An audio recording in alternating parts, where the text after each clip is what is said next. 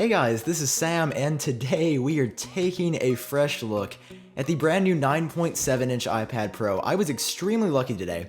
I actually went to my local Target, and this was the only 32GB iPad Pro that they had in store, and that they were going to get until Saturday. This is the rose gold model, and I'm really interested to see what rose gold on an iPad is going to look like, so let's go ahead and get started. Alright, let's go ahead and start by slicing open the back right here. And if we go ahead and start to tear the plastic off like so, we're going to get into the packaging, which is actually very, very similar to last year's iPad Air 2.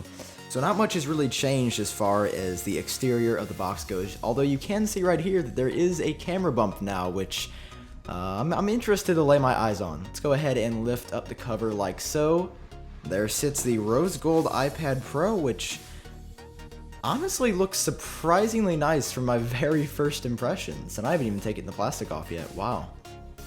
I never thought I'd see the day where I thought that rose gold looked good on an iPad.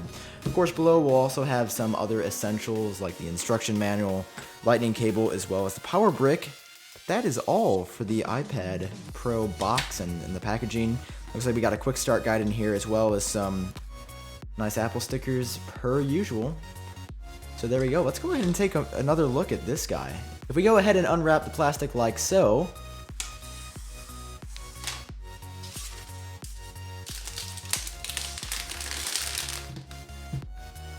there's your very first look at the new 9.7-inch iPad Pro. If it gets in focus for just a second, it looks really nice. We're going to go ahead and power it on, and we'll talk about the specs. Of course, it still has a Touch ID sensor right here, but what really got some upgrades is the camera. This is really good now. I think it's 12 megapixels here. There's a flash, which is the first time ever on an iPad, as well as it has the ability to shoot 4K video, which is, I mean, ridiculous. This is a tablet that's going to be able to shoot 4K video. Boot it up extremely quickly if we go ahead and slide to set it up. It's basically just standard setup for an iPad. There's nothing that should be shocking here. Alright, as the device is activating, it's going to ask us to do our normal enabling of location services and scanning our fingerprint. And now it's going to ask if we want to set it up as a new iPad or restore. I always like setting my devices up new, just because we're going to skip this just for right now so we can get through the setup. We're going to set it up later in settings, and as we continue, of course, we have to agree to our usage on the device. We'll set up Hey Siri just a little bit later, and after we hit share with app developers. And as we're going through the setup, we actually have a new panel here that I wasn't expecting to see. It's talking about the new True Tone display, which is pretty ingenious.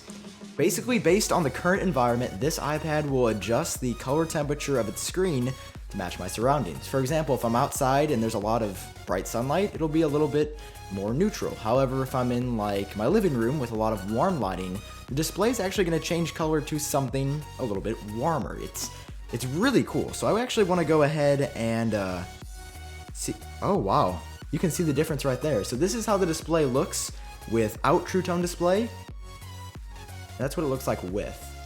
Not a huge difference, but you can see it turns a lot more blue with than without. I actually didn't know it would make that much of a difference in this room, but that's actually really cool. I think True Tone is probably my favorite new feature of this iPad, and we'll go over that in depth probably a little bit later today. But we're done setting up the iPad. This is the 9.7-inch 32GB rose gold iPad Pro. I can't wait to run it through its paces. I'm sure it's going to be ridiculously fast. We've also got our nice pre-installed apps here. But of course, if you want to see the latest and greatest for more Apple news, hit that subscribe button down below. And I'll have coverage on the iPhone SE very soon on the channel. I cannot wait to try out that new 4-inch phone. So I hope you enjoyed. Hit like below, and I'll talk to you later.